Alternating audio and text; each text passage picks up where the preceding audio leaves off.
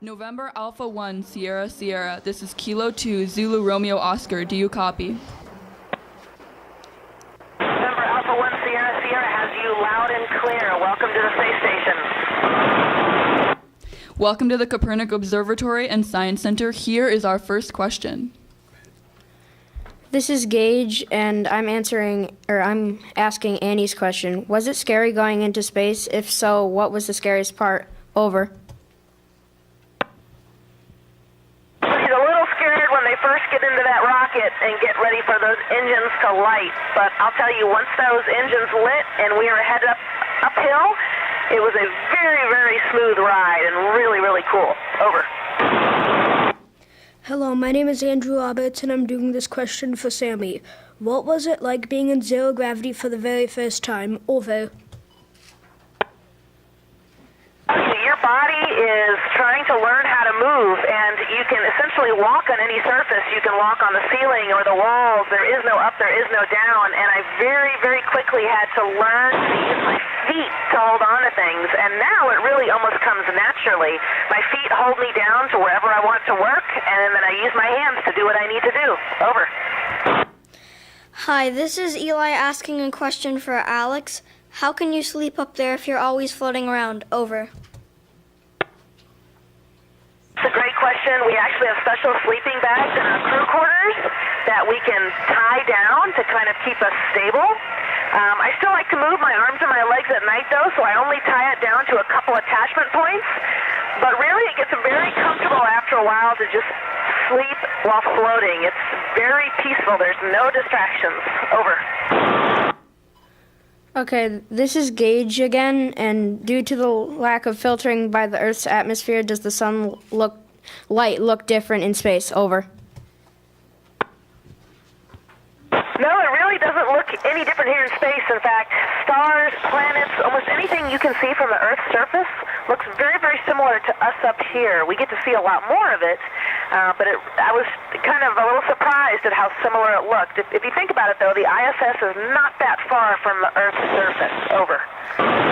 Hi, this is Jack reading a question for Chris. What are some of the cool things that you've seen from the space on Earth? Over. Yes, I think one of the coolest things I saw up here was the aurora as we passed over the south coast of Australia just a couple days ago, and I was in our cupola, which is like our window to the Earth, and I looked out the window and I saw greens and pinks and purples, and it looked like lights that were just dancing off the surface. They looked alive, and by far that is the neatest thing I've seen up here. Over. Hi, this is Luke. Did anybody pull a prank on you in space, and what was it? Over. I like this question. We haven't really pulled any pranks up here yet, but we do like to have good times together, and the whole crew, so we've got 3 Americans, a German, and 2 Russians up here, and we spend a lot of time together in the evenings and on weekends. We often eat dinners together, and we even have our own movie night on Saturday nights together. Over. Hello, my name is Andrew Roberts, and my question is, does being in space affect how you sleep and dream? Over. And so I actually sleep really, really well up here, and I think part of it's because our rooms are soundproof and dark, and when you're floating and there's nothing distracting you or touching you to wake you up, I feel like my sleep is very solid. And I was surprised by that. I heard stories that maybe I wouldn't sleep as well, but I feel like it's almost improved up here. Over. Hi, this is Ben. How do people in space get protection from DNA-altering gamma rays? Over. A great question. That's about space radiation. And a little bit about that, we have something that we deal with called galactic cosmic radiation that we see all the time. You even see it on Earth. And the things that protect us on the space station, number one, is the shielding of the space station itself, or the thickness of the walls. But we are still within the Earth's atmosphere, not as much as you guys are, but that atmosphere and also the Earth's magnetic field protects us from radiation. Over. Hi, this is Ben again asking a question for Madeline. Do you need any special bathroom appliances in space because there's no gravity? Over. we definitely do up here. We have special foot restraints because we have to be able to hold ourselves down.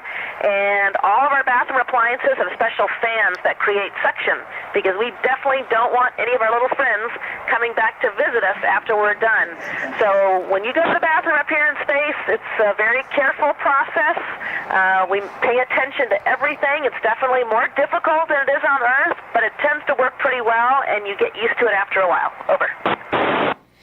My name is Maya Solomon, and I'm doing Tyler's question. How long do you think it will be before humans land on Mars? Over. Wow, I'd like to think that certainly we'll be hopefully sending a mission to Mars within the next decade or so.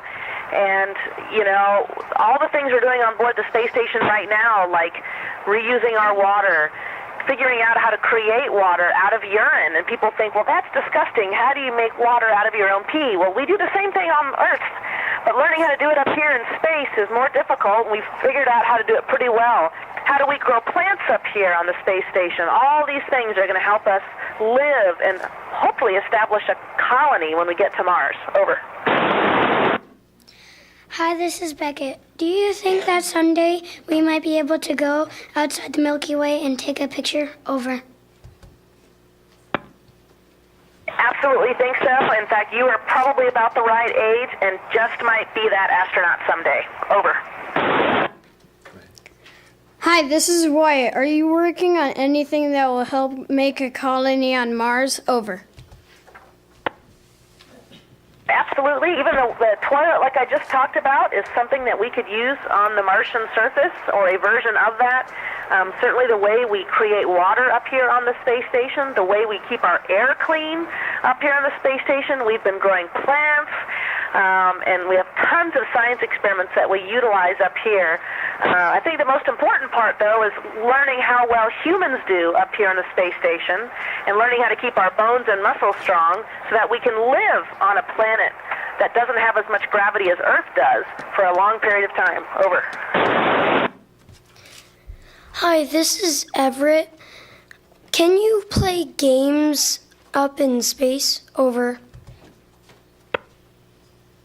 Talking with my Russian cosmonaut friend Oleg up here about what games we play on the space station. We can play soccer, or she says football. We've actually played tennis up here on board the space station. We have lots of games that we can play with each other, and it's more fun up here because there's no gravity, and we can float and play. Over. Hi, this is Nicholas. I'm asking this question for Acacia. If there was a mission to Mars, would you be concerned about the perchlorates in the soil? Over. Question, because I am a medical doctor, so I like to talk about things like the thyroid gland and thyroid hormone, and perchlorates can sometimes reduce the thyroid hormone in the body. So this is something that when we got to Mars, we would monitor in people. Similar to I get my blood drawn up here in the space station so they can look at changes in me, and we would do the same thing to astronauts who went to Mars to see if those perchlorates, those chemicals, were affecting the body. Over. This is Nicholas again. How do you drink in space? Over. Everything contained up here, and we drink all of our fluids out of a bag with a straw. And so we have all kinds of different drinks up here, and smoothies and special breakfast drinks, and we add water from a special machine and mix it up and then stick a straw on the top of that bag, and that's how we drink everything up here in space. Over. Hi, this is Eli again. What is your favorite part of the space station and why? Over. My favorite part of Space Station is the cupola. It's got windows all around, so you can go out and see the entire Earth and all the parts of the space station, even the Soyuz vehicle that we came up on. It is one of the most beautiful places to be and look at our planet and realize what a wonderful planet we live on. And like I said the other day, I got to see those beautiful aurora as we passed south of Australia. So that's my favorite part on the space station. Over. Hi, this is Ashley. What is it like being an astronaut? Over. Really cool job. Like I said, I am a medical doctor, and so one of the best parts for me is looking at how the human body changes in space while we're up here. and studying all those changes. I love doing all the experiments up here on the space station. We've even looked at experiments that are looking at cancer therapy. And one of the best parts is I get to float everywhere I go up here. I get to float to work and float back to my crew quarters at night when it's time to go to bed. Over. Hi, this is Trent. Hi, this is Beckett, and I'm doing this question for Trent. How good is the food on the space station, and what's your favorite kind? Over. Well, the food is actually pretty good. Most of the food we either have to add water to rehydrate it, or it's already pre-packaged and we put it in a special oven to warm up. But one of my favorite foods that I eat with almost every lunch and dinner are actually tortillas that we launch from Earth, because you can put anything in a tortilla and it still tastes good. Over. My name is Maya, and I'm doing Anna's question. Have you ever wanted to walk on Saturn's rings? Over. Good question. That's something I have never thought about. I think the stuff we dream about up here is going further and further from the Earth's surface. So just like